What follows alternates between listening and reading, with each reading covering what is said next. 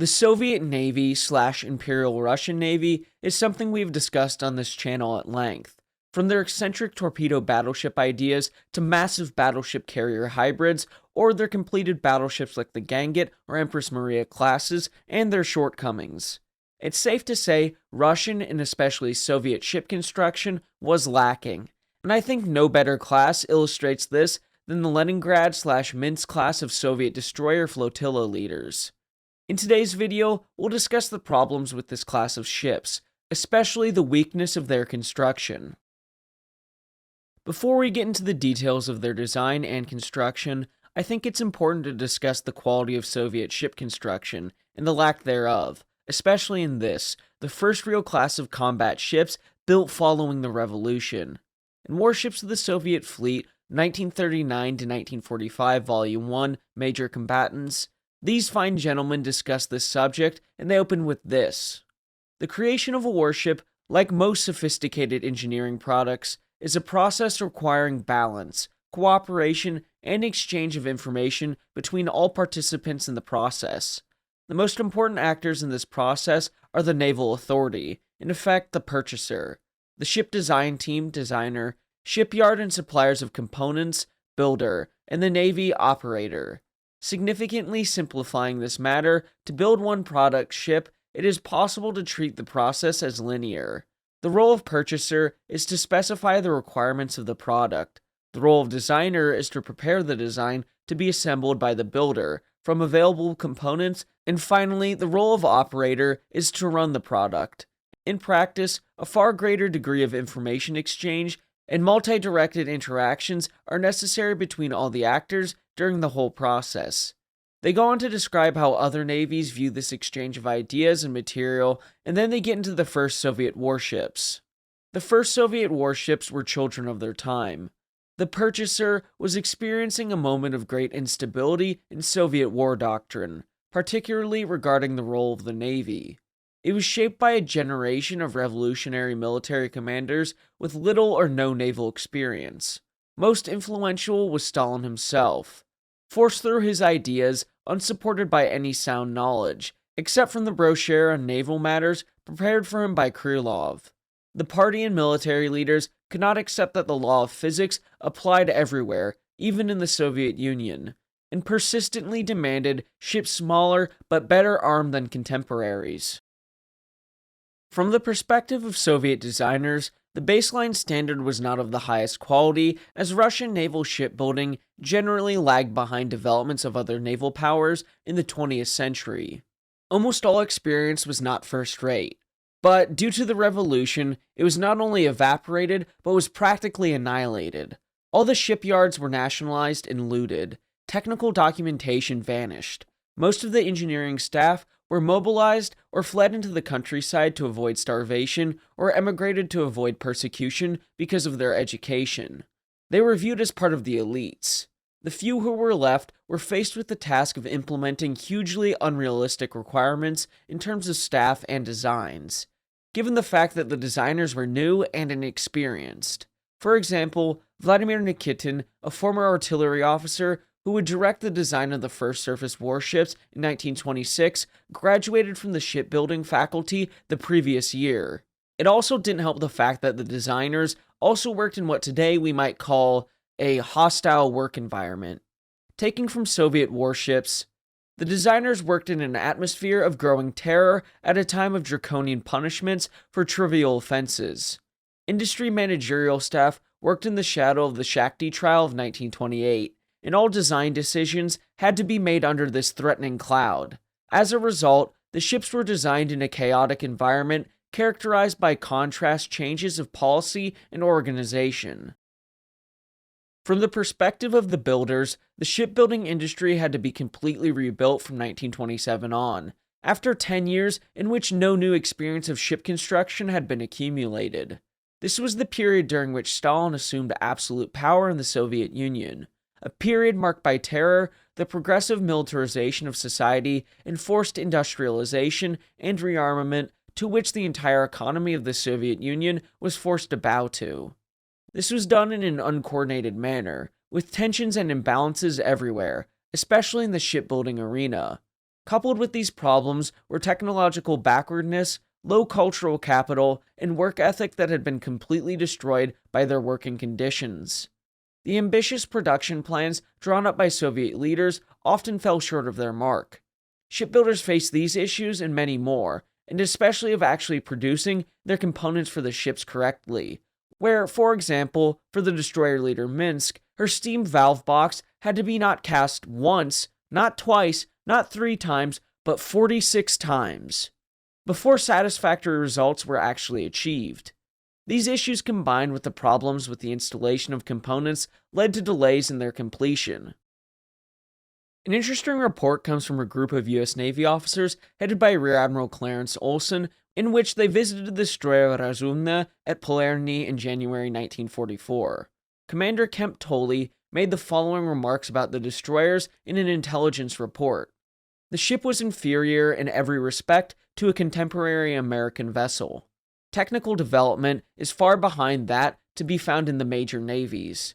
Effectiveness in battle would be no greater than that of a World War I type U.S. destroyer. Design is not good, and there seems to be little understanding of construction measures to reduce fire hazards. Artillery was far from modern installation. I think you get the picture. In future videos, we'll dig into this a little bit more, especially in a future video on the Kirov-class cruisers. I just wanted to give you all a little preview of the Leningrad-class, and some of the issues they'll face in their careers. The issue with casting of the Minsk steam valve box was certainly an interesting issue, yet there were so many more with this class. I think that comes with the territory these ships came in. They were one of the first combat ships designed and built by the USSR after the end of the Civil War, and after those issues we discussed previously, it's easy to see why there were problems. Anyway, work began in 1925 with the powers that be formulating requirements, ranging from ships of a small cruiser size with 4 183mm guns to fast ships with guns of 100mm in speed adequate for a torpedo attack, at some stages carrying a seaplane. The final design, which was Design 1, was heavily influenced by the large French and Italian destroyers being built, such as the Jaguar-class for France and the Capitani Romani-class for the Italians, with some calling those light cruisers. Not important to our story, though. In Soviet Destroyers of World War II by Alexander Hill, he writes, "In plans of the late 1920s and early 1930s, the Uragan-class or Project 2 and the older Novik-class brethren of World War I vintage were to be led and supported by a series of new Soviet-manufactured destroyer or flotilla leaders. Conceived as early as 1928, the development of the Project 1 design for such vessels began in earnest in September 1930, and by February 1932, the aim was to produce vessels with a normal displacement of 2,250 tons with an impressive maximum speed of 40.5 knots. Given the lack of experience of Soviet industry in the construction of modern warships and the pressure for rapid results, this maximum speed was an ambitious goal. Not only the boilers and turbines had to be developed for the destroyer leaders, but also new armament, even if it was to be based on Tsarist-era weapons. An interesting point at the end about Tsarist-era weaponry, as well as the role of these ships being larger vessels meant to lead other destroyers or torpedo boats, a concept that is touched on in Tribals, Battles, and Darings, the genesis of the modern destroyer by the good Dr. Alexander Clark. He writes about the London Naval Treaty and its provisions for destroyer leaders. Whilst other destroyers were limited to 1,500 tons, each signatory was permitted to use 16% of their total allowed destroyer tonnage for vessels up to 1,850 tons. Theoretically, these larger ships would act as flag vessels, the leader for each destroyer flotilla. At least that is what had been stated at the conferences which first produced the treaties. Although not an apples-to-apples comparison, I felt it was a good explanation for the role the Soviets thought these destroyers might play in their fleet. Of course, I should mention, the Soviets did not abide by the interwar naval treaties, and anytime I can quote Dr. Clark, I will. Development of the destroyers came relatively fast, with the first destroyers being laid down by 1932, these being the first series of ships, Leningrad, Moskva, and Kharkov, 2 for the Black Sea and only 1 for the Baltic.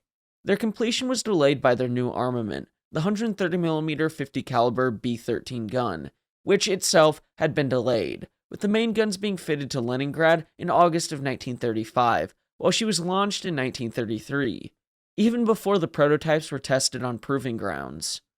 There were other issues with the ships which showed on their trials. Taking from Soviet warships, quality of workmanship was inferior. With poor hull construction, the hull forward later proved prone to damage in heavy weather. On trials, the ships exceeded 43 knots, but at high speeds, heavy vibration was pressed down. The propellers cavitated badly when speeds exceeded 36 knots, while at low speeds, the ships steered badly. While Hill writes, in the end, during state trials before the handover of the vessel to the Navy on November 5, 1936, the then 2,225-ton Leningrad managed an impressive 43 knots in calm waters. Impressive as the speed was, many flaws in the design and construction soon became apparent. Lifting of the bow, even with extra forward ballast, was dangerously severe. Lifting of the bow was a serious impediment to firing the main armament, and considerable vibration at high speeds, as well as the fact that the hull was too weak to allow the main guns to be all fired at once, were also major issues. The vessel was difficult to steer at cruising speeds of 30 knots and even at lower speeds, comparing unfavorably in this regard to the aged Naval-class vessels. And there were also issues with maintaining the performance of the boilers during operational use. So it's safe to say there were some issues with the first run of ships. And just so we're clear here are their particulars as found in Soviet warships, and here are their particulars as found in Alexander Hill's book. The Soviets took steps to attempt to improve the vessels, with the ships after the first series being built to an improved design with fuller stern lines, but neither design proved successful. Seakeeping was poor, and fighting capabilities were seriously reduced from a sea state of 4 and upwards, which is a moderate sea with waves between 1.2 meters and 2.5 meters. The capabilities of the ship were further reduced when the ship roll exceeded 10 degrees. The torpedo armament was useless, and the rate of fire of the main battery fell off rapidly. Another thing I should touch on is the build time of these vessels, with some of them taking up to 6 years to be completed, which is something akin to battleship construction of the French in the late 19th century, while other destroyer leaders, such as the Tribal-class of Britain, taking only 2 years to complete, or the Jaguar-class of France, taking a similar amount of time. But getting back to our Soviet vessels, another contributing factor was the political climate of the 1930s in the Soviet Union, with people of the Navy getting purged quite frequently, causing the issues with the vessels to be overlooked somewhat, with the Leningrad, for example, being accepted into Soviet service in December 1936, the day of the introduction of the Stalin Constitution. The chair of the Acceptance Commission described the Leningrad as ending up being very much a modern vessel, with good running and sea-keeping qualities. So much so that she sat in factory number 190 until July 1938 while they tried to work out her various defects, or at least to mitigate them. As I previously mentioned, the second series, Minsk, Archkaniki's the ex-Kiev or Kiev, and Tiflis were supposed to be improvements of the first series design, with the designers and constructors attempting to give them more reliable power systems and sea-keeping qualities, with Minsk even receiving a modified bow. The changes were relatively minor and far from solving the problems of the basic design. Each of the ships were finally completed by 1940, just in time for the Soviet entry into the Second World War. The destroyers performed roles many other Soviet ships did during the war, participating in bombardments and evacuations of refugees and soldiers to safer locations as Axis forces advanced. 2 of the class were lost during the war, the Moskva possibly to a Soviet submarine, and the Kharkov by German air attack. The surviving destroyers, and some of the ones that were sunk, had modifications to their armaments, mainly to their anti-aircraft battery, throughout their careers and especially during the Second World War. After the war, the destroyers were used in various roles, with some being expended during missile testing in the 1960s. This class of destroyers is certainly not the best, but I think it's important to look at the context the ships were built in and how difficult it must have been to design and construct these vessels, having to start essentially from scratch. In any case, thank you all for watching, everyone. Don't forget to like and subscribe, as it'll help the channel to grow. Until next time, my friends, have a great week.